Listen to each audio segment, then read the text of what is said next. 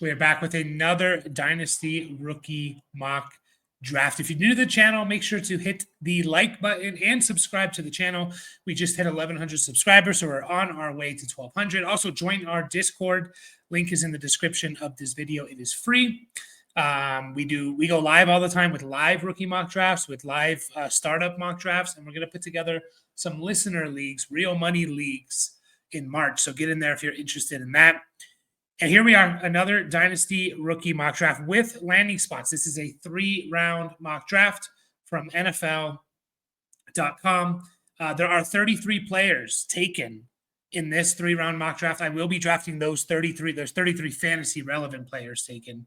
I will be drafting those 33 players first and then finish off the 3rd round with 3 guys that weren't drafted. This is from Chad Reuter. Again, link is in the description of the video if you want to check out the landing spots. We're playing in this world. If this was the first 3 rounds of the NFL draft, how does it affect our rookie drafts? And if you guys are new to the show, new to the channel, you guys know I like to do these mock drafts, not just always, hey, this is what I would do every single time, right?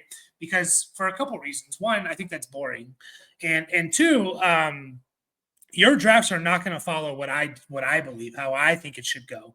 Your drafts are not going to follow how you think it should go. You're always going to get thrown curveballs. I've done way too many Dynasty rookie drafts to know that it just doesn't always play out the way you think it's going to. And so we like to explore different scenarios, different possibilities here to see, hey, if this were to happen, how does that affect the rest of the draft?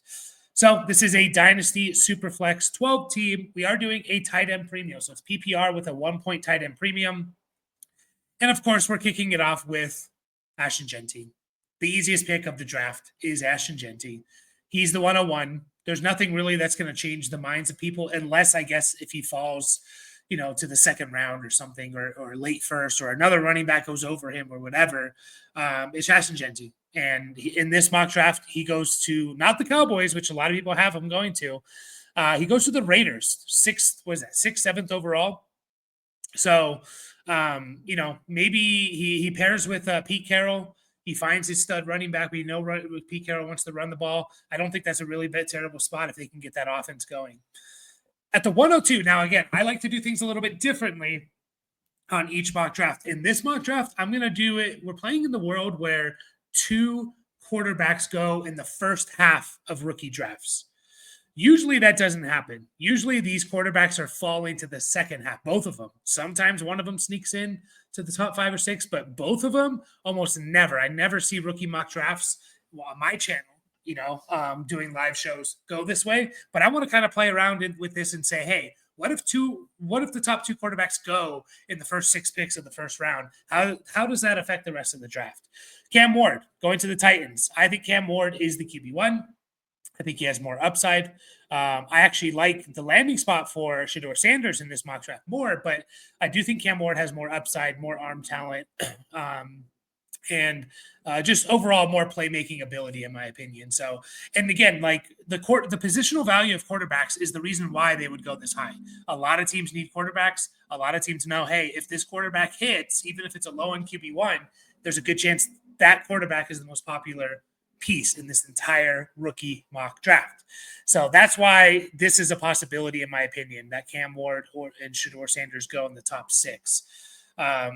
It just is. And also, I think as we get closer to the actual draft and we get confirmed, if these players do actually go top 5, we're just going to rise on them naturally, as we get closer to our rookie mock drafts. With the 103, I'm going another running back. So I'm taking a 2nd running back here. It is Omarion Hampton for the Dallas Cowboys. He gets drafted to the Cowboys. So obviously we love that spot. I guarantee you if Omarion Hampton gets drafted to the Cowboys in the 1st or 2nd round. In this mock draft, it was the 2nd round. People are going to be all over him. I'd be surprised if he lasted past the 104. I really would be surprised because he's a really good running back. He's my clear number 2 in this draft class. And him going to the Cowboys is just like chef's kiss, right? Like we love that. We love to see that.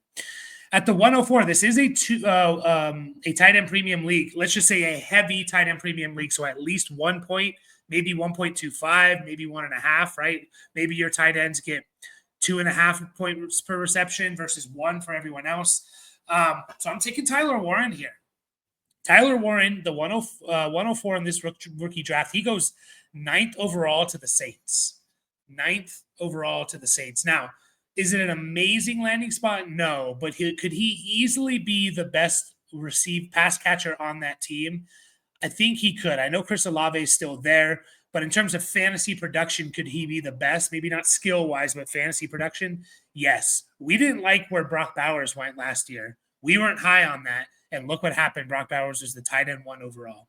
It didn't really matter. It really didn't matter, even though they had 3 quarterbacks throwing him the ball. Derek Carr's not a bad quarterback. He's an average to slightly above average quarterback. He can get Tyler Warren the ball. Tyler Warren's an absolute beast. This is a tight end premium league. I could see him going 104 and maybe even higher if you do play in like a 2-point tight end premium where your tight ends are getting 3 points per reception or something like that. At the 105, a lot of you are probably wondering Ted McMillan. Why isn't he gone? I'll take him here. He goes to the Cowboys 12th overall, which I actually don't mind that spot at all. I think he plays well with CeeDee Lamb. They kind of complement each other pretty well. CeeDee Lamb's obviously that movable piece that you have to focus on. Ted McMillan can dominate on the outside one-on-one. He can also dominate over the middle of the field. He's kind of a big possession receiver more than like a big outside X, in my opinion, at least. But he goes to the Cowboys here. Now, one of the reasons I wanted to do this again is because, like, I think a lot of people are locking in Ted McMillan at the 102. And I keep telling people, one, I'm looking to trade back. If I'm at the 102, 103, 104, I'm looking to trade back to the 106, 107, 108 because I think there's really good players here. I think even the player you're targeting potentially at the 103 or 4 could fall to the 107 or 108. There's a chance for that. There's so many different guys that can go here. And so I'd rather have, a combination of Luther Burden and a first-round pick versus, Amarion Hampton. I just would. And so, like, we're playing in this world here. A lot of people are locking in Tet for the 102, 103. Well, what happens if he falls to the 104? There's a chance, and you can see there's a realistic chance that can happen. That's why I like changing it up a bit and just kind of doing it a combination of, hey, let's see how the draft plays if it plays out this way. Let's see how I think the draft's going to go based on landing spots. I am taking Shedeur Sanders here. I kind of leaked it. I'm taking 2 quarterbacks here in the first 6 picks just to see what the rookie draft looks like, how it gets affected with 2 quarterbacks going in the first half when a lot of times they go in the second half. And even though that seems to be where they're going to go, you get people who don't really follow rookies as much as we do, watching videos and scouting in February. And then they just pay attention to the draft and say, oh, hey, quarterback drafted 1 overall, or in this case, 3rd overall. I'm going to take him early. Shedeur Sanders goes to the Giants. I love that landing spot for one of these quarterbacks. That's probably my favorite landing spot for any quarterback in the top 5, for the teams in the top 5. You get Brian Daboll, who I still think is a good head coach for quarterbacks, or a good I think he develops quarterbacks well. Malik Neighbors is there, Theo Johnson, Tyrone Tracy, Wan'Dale Robinson, and whatever other weapons they add there. So I like that there. I'm going to go Colston Loveland here at the 107. Again, a heavy tight end premium. So if you play in a heavy tight end premium league, you're getting a Colston Loveland here who's definitely a better pure receiver than Tyler Warren, in my opinion. I know the raw numbers don't show that, but Loveland put up like over 500 yards and 8 touchdowns, I think it was, or maybe it was 6 or 7 touchdowns. And Michigan threw for like 1,600 yards and like 12 touchdowns. Colston Loveland was like over 30% of their receiving yards. And by the way, he missed like 3 games. He was over 30% of their receiving yards and like over 40% of their touchdowns, receiving touchdowns. Pretty insane. Colston Loveland's a good player. He goes to the Broncos here. I like Warren a little bit more, but if you were to tell me, would I rather Warren or Colston Loveland and an additional solid asset, whether that's a pick or player, I'll take Loveland and the pick or player over Warren. And that just plays into this idea of, I think we should be trading back if we're kind of in this range, personally. I'll go Quinshon Judkins next. In this mock draft, Quinshon Judkins goes 21st overall to the Steelers. He's a first-round pick. He's the RB2 off the board, even though I took Amarion Hampton at the 103 because I just think Amarion Hampton's a better running back, and I really like the landing spot. Quinshon Judkins gets first-round draft capital. The historical hit rate for first-round running backs is very, very good. I'll be putting out that in our Discord, actually, historical hit rate information, tell you why draft capital matters. So if you want to get in on that, join the Discord. It's going to be free to anyone that's in the Discord. But Quinshon Judkins goes to the Steelers. Judkins, for me personally, is my RB5 at best. It's Genty, Hampton, Henderson, Caleb Johnson, and then Quinshon Judkins. But I can't ignore a first-round running back and going to the Steelers. Is this Najee Harris all over again? Who knows? But even Najee Harris at least was a startable piece for the last 4 years. I think Judkins is a little bit more explosive than Najee Harris. So I'll take him here at the 108. Can't ignore that draft capital.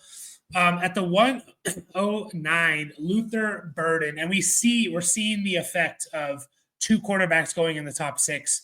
We're getting guys that we, usually see closer to 106 falling now. That's pushing good players towards the end of the draft. So you got to keep these scenarios in your mind. You have to keep these scenarios in your mind, and you have to be flexible with your draft pick and say, hey, there's an outside chance. There's a possibility, a more, a better than nothing chance that like a guy like Luther Burden or Caleb Johnson falls to even the later part of the first round. And I have to be prepared for that. If I am in the middle of a slow rookie draft and I see Cam Ward go at the 102, maybe, and I'm at the 105, maybe I should be looking to trade back knowing, potentially there's going to be some nice players just because, these quarterbacks getting pushed down. And maybe it's one of those quarterbacks, but I'm taking Luther Burden here. He actually goes first round.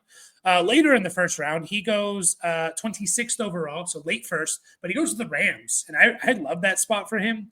I guess the big question with Luther Burden on the Rams, and one of his weaknesses is his ability to run block while playing the slot. And when you play the slot, you have to be able to run block. And the Rams love using their wide receivers to block. Puka and Cooper Kupp were always blocking in the run game. And that just makes your offense so hard to defend, because if those guys are consistently playing the slot and you're running the ball and they're blocking, but also play action fakes and stuff, well, that makes your offense dangerous because you just never know what they're going to do. Now, if Luther Burden is not a good run blocker and they can't use him in the slot there, then, it might not give him that versatility. So kind of interesting there, but I assume if they would take him in the first round, I'm not trying to critique where he's going to go, but if the Rams do take him, then they do think he can run block. I like Luther Burden.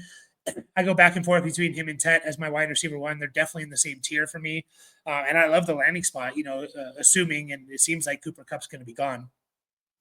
Caleb Johnson's up next, and this is great value for Caleb Johnson, my RB4 in this draft class, but I'm taking him as my RB3 because he gets drafted by the Bears. Now, it's third round, so maybe not quite as high as we are hoping. We're hoping for a second-round pick, but still early third round for Caleb Johnson, going to the Bears, linking up with Ben Johnson. We know what Ben Johnson does for running backs, right? And that run game in Detroit. So I think a lot of people are going to love that. He may go even higher because of the Ben Johnson effect, and I wouldn't be surprised. He may go even higher. But I'm going to take him here at the 110. And I love that value. I love that value. Tell me, I keep saying it. Do I want Tet McMillan or do I want Caleb in another piece? Give me Caleb in another piece. Like all these guys could go anywhere in this mid to late first round. Travion Henderson is my 111. Travion Henderson is my 111 here. He goes to the Patriots just after Caleb Johnson. Nope, sorry. Yeah, just after. 5 picks after. I like Travion Henderson. He's my RB3 in this draft class. But I do think if Judkins gets first-round draft capital, if Caleb Johnson goes to the Bears, I do think there's a chance that Travion Henderson is actually the fifth running back off the board here, even though he's my personal RB3, especially going to the Patriots. I think that's a good landing spot with Vrabel there. And I think he's better than Stevenson, more explosive.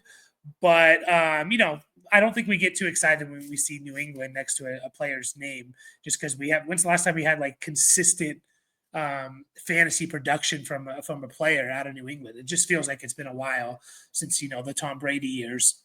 And then at the 112, again, I'm kind of playing around with this mock and seeing what happens if quarterbacks go a lot higher than we think. I'm taking Jackson Dart here. Jackson Dart at the 112. He is also a first-round pick. He's getting hype, so people know his name. He's getting hype. He apparently played well at the Senior Bowl. He can run the ball a little bit. And again, his name is just out there, so even the people that don't pay attention a lot or scout rookies, they kind of know the name Jackson Dart, a solid amount of people, because the name's just out there all the time. And that's going to push him potentially to a first round pick in a rookie draft because he's a first round pick in the real NFL draft. He goes to the Jets. I think it's 31st overall. So they trade up for him back into the first round. I'm not necessarily a believer in Jackson Dart, but I can't ignore that you're potentially getting, your a starting quarterback at the end of the first, beginning of the second. And it's hard to disagree with someone that wants to just say, hey, it's a super flex league. I'm going to take the quarterbacks because that's where the positional value is. At the 113, I kind of went back and forth with this one, but I am going Jack Besh, who goes to the Bills in the second round. He gets drafted 62nd overall, so end of the second round for the Bills, taking Jack Besh. Jack Besh is another guy that's getting a lot of hype because of his Senior Bowl performance. I think he's a really good player. I don't know quite what maybe his ceiling is. Can he be a consistent top 12 guy? I don't know. But he's just a really, really good player. I think he's going to be very productive, have a long NFL career. And you're pairing him with Josh Allen, who there's still a void there. I know they want to spread the ball around and everyone eats, but is that because that's what they want to do? Or is it more a product of, hey, we just didn't have that alpha number one guy. And so we just kind of spread the ball around, to Hollins and Keon Coleman and Amari Cooper and Shakir and Kincaid and all these guys, and Matt Collins even. What is it? Is it the product of we don't have a guy that is an alpha, so this is what we're going to do, or this is what we really want to do? Maybe Jack Besh is that guy. Maybe he's becomes the best receiver on the team. So I'm not a big Keon Coleman fan, so I kind of like this pick by the Bills.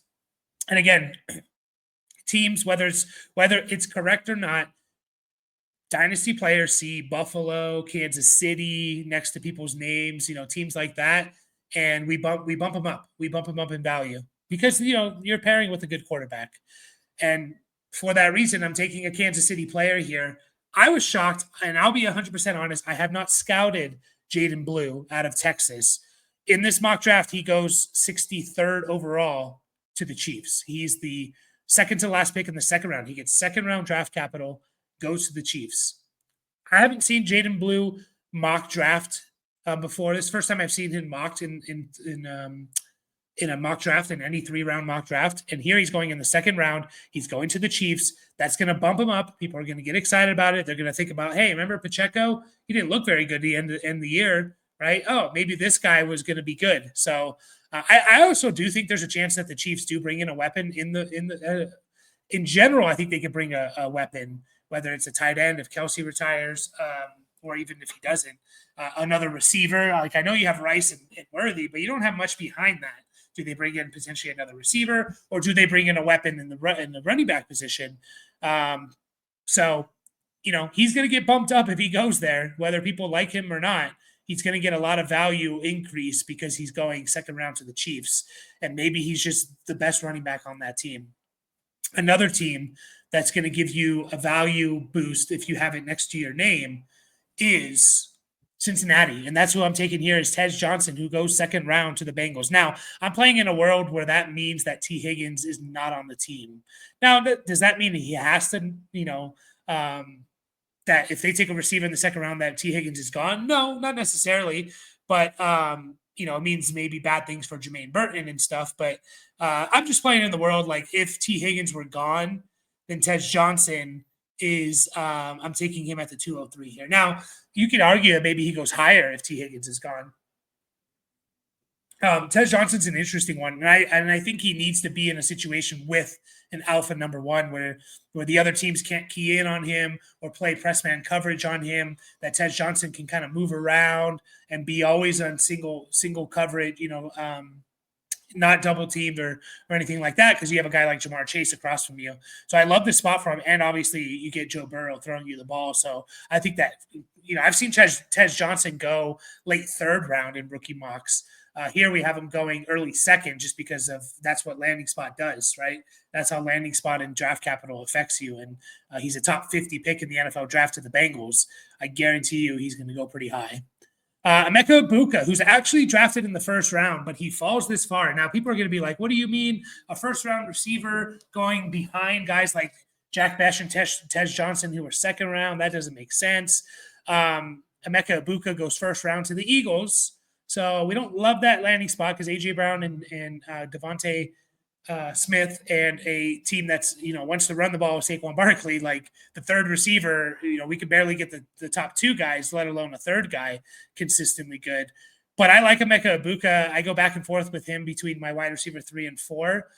But for those of you that are saying there's no way a first round wide receiver is going to go after second round wide receivers, what I'll say to you is what happened last year in a lot of drafts with Xavier Legette, Ricky Pearsall versus guys like Keon Coleman, Ladd McConkey, right? Like I saw a lot of drafts where Keon Coleman and Ladd McConkey were going over, especially Legette and Pearsall. So that's my argument there. Sometimes that's what happens when you get to a rough situation where it's like, man, I don't see much production year one for Emeka Ibuka outside of an injury. And even then, I'm not even sure. But I still like Emeka Ibuka. I hope he doesn't go to the Eagles, and he'd definitely go higher. He's an easy first-round pick if he goes to a lot of other teams in that range, not just, not the Eagles. To me, he's an easy first-round dynasty pick. Again, we're playing in a world where I want to take quarterbacks here, especially the top 4 guys, and this seems to be these guys have kind of separated themselves as the top 4 guys. Maybe you can throw in another guy in there, but Jalen Milroe, he goes to the Steelers second round. You guys know, if you watch my videos, you know my opinion about taking Milroe. He's a rushing quarterback. Even if he gets a year or 2 as a starter, doesn't work out, well, if he plays most of the season, he's going to be a top 7 guy, top 8 guy in points per game because of his rushing ability. Justin Fields was like QB7, and he threw for like 2,500 yards or something and 15 touchdowns or whatever it was. Like the rushing ability, and this is a guy that could score double-digit rushing touchdowns. He could put up Jalen Hurts-like numbers. So I'll take Milroe here. I'll take a chance at the 205. Harold Fannin Jr., again, getting a bump, 1, because it's a tight end premium league, but 2, because he goes to the Bengals in the third round. Goes to the Bengals in the third round. And yeah, I think that's, again, he has a bit of a cult following. His numbers are insane in college. I think he's a bit of a tweener. And so that being said, Mike Gesicki is also a bit of a tweener. And they made Mike Gesicki work in Cincinnati. So maybe that's a guy they're trying to target, a more explosive Mike Gesicki. So they just made a tweener tight end work in Cincinnati. Maybe Harold Fannin replaces Gesicki, who is a free agent, and becomes their tweener guy. And I do think he's a bit more explosive than a Mike Gesicki. A running back that I love that I'm taking next is Dylan Sampson. I'm a big Dylan Sampson fan, and honestly, I go back and forth between him and Quinshon Judkins for my RB5. I know that may sound crazy for some people, but I do. Now, obviously, Judkins gets way better draft capital, and so I take him a lot earlier. But Dylan Sampson is a sneaky good value because he's probably going to go in this mid to late second round because he's just not as well known. People don't know him as much. He's awesome. And he goes to the Vikings at the end of the third round. And I think that's an amazing landing spot for him. That's a really good spot for a running back that I see mocked a lot is Vikings end of the third. And they have the 97th overall pick. I really like that spot for a running back for them. Even if they bring Aaron Jones back, you let this running back sit for a year or, play second fiddle to Aaron Jones for a year and then take over. I love Dylan Sampson. I could argue, me personally, taking him a little bit higher just because I'm a big fan. And I love the landing spot to the Vikings here. Next up, I'm taking another quarterback. There's another one that was taken in the first pick of the second round, I believe, to the Browns, Quinn Ewers. Quinn Ewers was taken 33rd, so first pick of the second round to the Cleveland Browns. And I'm not a Quinn Ewers guy, but a team taking a quarterback this early, even if it's early second, means they're going to give the guy a shot. Will Levis got a shot. Maybe another year Will Levis may get, but he's getting, Will Levis got a year and a half start. Quinn Ewers, despite what you think about him, he's going to get at least a year as a starter. And there's value in that, even if you don't think he's going to pan out, but he could. We're not quarterback scouts. The NFL is not even good at scouting quarterbacks sometimes, let alone us, right? Non-NFL scouts. So he's going to get a chance, and that's all you can ask for sometimes. Other quarterbacks taken in the 4th, 5th round and stuff, they're not guaranteed a shot. Quinn Ewers is guaranteed a shot, and what if he just turns out to be good? So I'll go ahead and take a shot on him here at the 208. A receiver that I really like, I go back and forth between him and Emeka Ibuka as my wide receiver 3/4. That's Matthew Golden. Now, the landing spot isn't great for Golden. It's the landing spot here is it's early 2nd round. So I think he gets top 40 draft capital, which is great. 37th overall, but he goes to the Raiders. Now, if their quarterback situation was maybe solved, then that's a different story, because I think Golden's just a good player. I think he's probably better off as a 2. And if he gets on if he becomes a 2 for a really good offensive team, then I'm excited about him.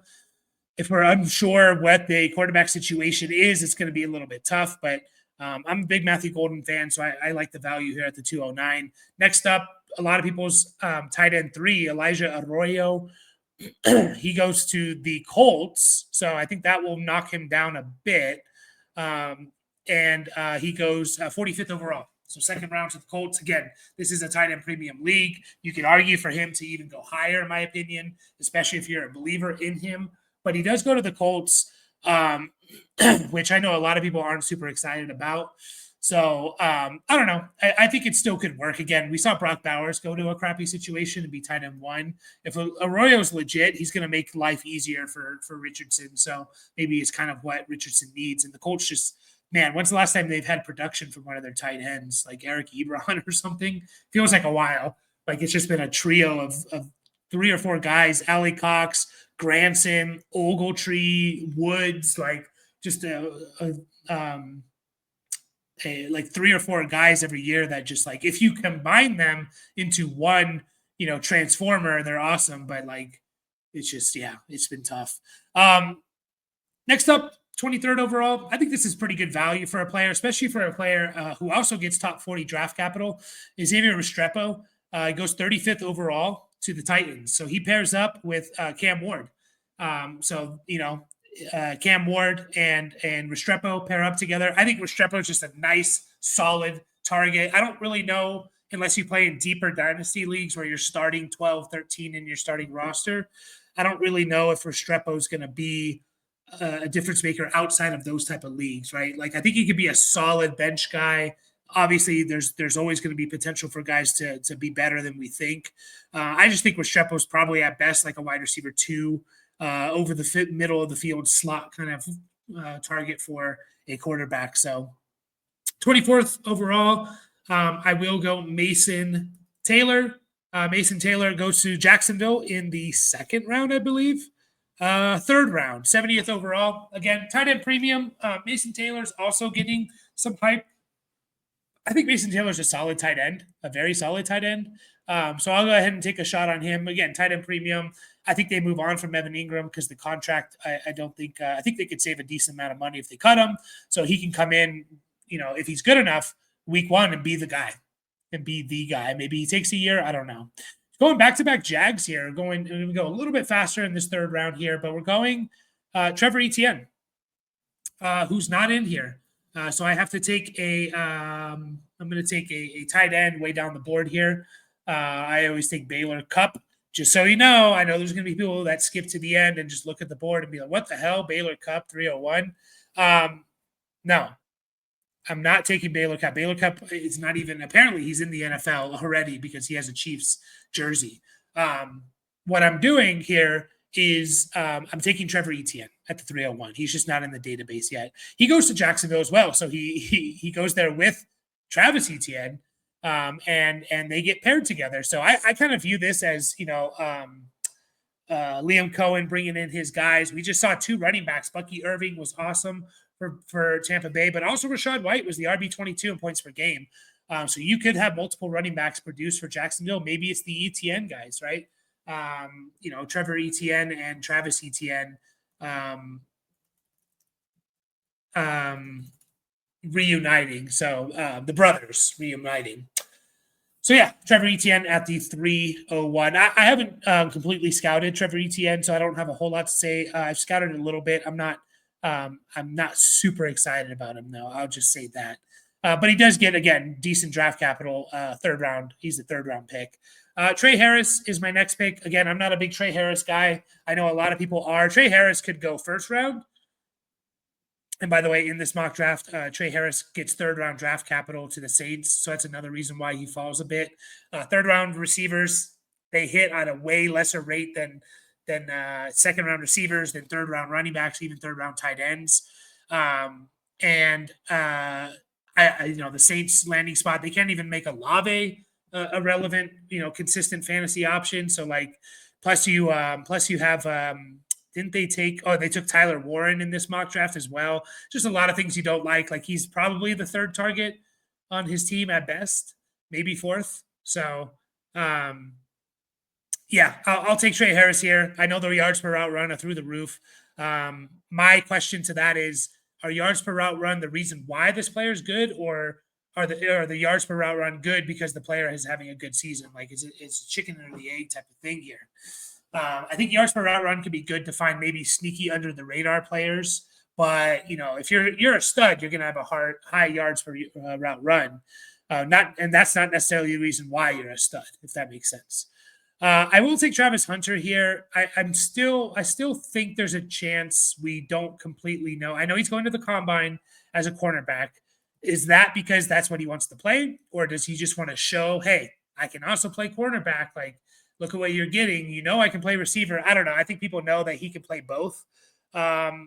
If we're still up in the air and we don't really get much more news outside of this whole combine playing as, going as a corner, well then, I think he falls, and he might even fall even further than this. Someone still might take a shot though. And if you can still play him in fantasy, he's still going to get on the field offensively.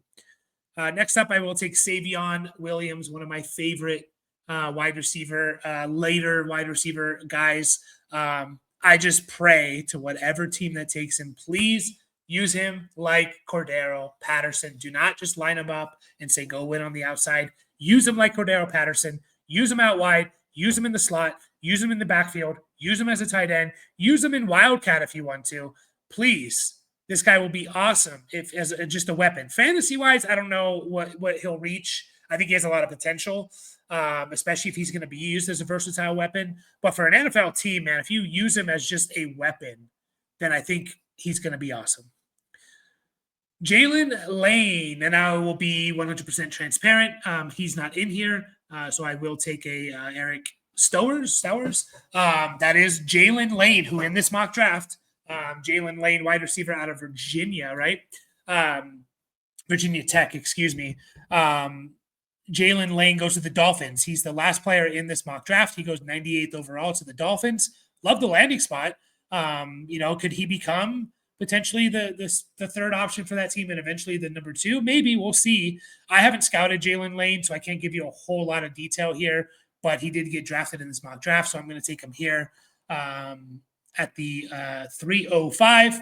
Jalen Royals is next. I'm a big Jalen Royals fan, but I hate this landing spot for him. And I could see him falling this far if he goes third round, late third round, by the way, 91st overall to the Ravens. They can't even make Zay Flowers, who I think is a better prospect than Royals. They can't even make Zay Flowers a consistent option. This is the Lamar Jackson show, Derrick Henry show, Mark Andrews, Zay Flowers. Like, ultimately, you are probably the third option on a team that's going to run the ball a lot with their quarterback and running back, and can't even make, they can't even make a first round pick. What receiver has been consistent with Lamar? So I hate it. If he goes anywhere else, he goes to the Bengals in the third round. He's a mid-second round pick. That's where that's the range of outcomes on the landing spot here. Again, I am taking all 33 players drafted in this mock draft first, just because it's easier that way. Kyle McCord, the Syracuse. So I always confuse it, but it's the Syracuse quarterback who led the nation, I believe, in passing yards. He's getting a little bit of hype too. He goes to the Rams. Now he goes in the third round. Two things I'll say: if a quarterback is drafted in the third round, I am generally out on those guys unless one of two things: you rush the ball, or you go to a team that knows how to develop quarterbacks. Kyle McCord goes in the third round, but he goes to the Rams. I trust the Rams. I trust McVay. They're consistently looking for that quarterback of the future, and they're doing it with like third round picks. Guys like Stetson Bennett and stuff like that. Now Kyle McCord, they're consistently doing it with these picks. So I'll take a shot on McCord mid to late third round potentially. Dylan Gabriel's up next. Again, I'm not a Dylan Gabriel guy, but I'm taking the 33 players drafted here. He goes to the Dolphins. He's the backup for Tua. Hopefully he can be a good backup. I don't have much else to say about Dylan Gabriel. And then the last player taken in this mock draft, and the last player I am mocking here is from the mock draft is Isaiah Bond. I am not an Isaiah Bond guy. He just didn't produce in college, and that's a red flag to me, a big red flag, probably the biggest red flag. I like the speed. I think the speed's going to get him drafted day 2. But, generally speed guys we can't even rely on for consistently for fantasy. And does he have the tools if he puts it all together? Sure. Just like, why haven't you done that yet? Kind of, right? You played at Alabama and Texas. Like, what's going on? Now, 3 more players here to finish off the third round. 3 players that didn't get drafted. Alec Iomanner, you guys know him by now. Like, a lot of teams have him as like a top 40, 50 pick, or a lot of mock drafts have him as a top 40 or 50 pick. Alec Iomanner goes, I'll just take him 310 here. Doesn't get drafted.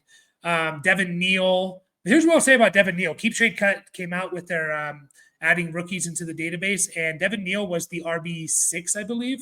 He was right after that group of guys in Quinshawn and Caleb and Travion. It just shows you that people generally have a positive view of Devin Neal, and there's like that perceived value in Dynasty that we need to respect and we need to acknowledge. Like, some players are just likable and people like, and they know their name. Devin Neal seems to be one of those. And then I'll take RJ Harvey, my boy. I'm a big RJ Harvey fan. Really like him. So I hope he gets drafted. I saw him get drafted in a mock to the Vikings. It's that landing spot that I mentioned, and I loved it, man. I love it. I've only seen him mocked in one of these 3-round mocks like once, but man, I hope he gets day 2 draft capital.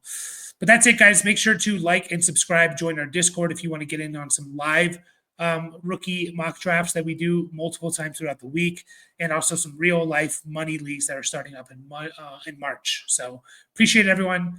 Hope you have a great rest of your day, and don't forget to like and subscribe. We'll see you all in the next video.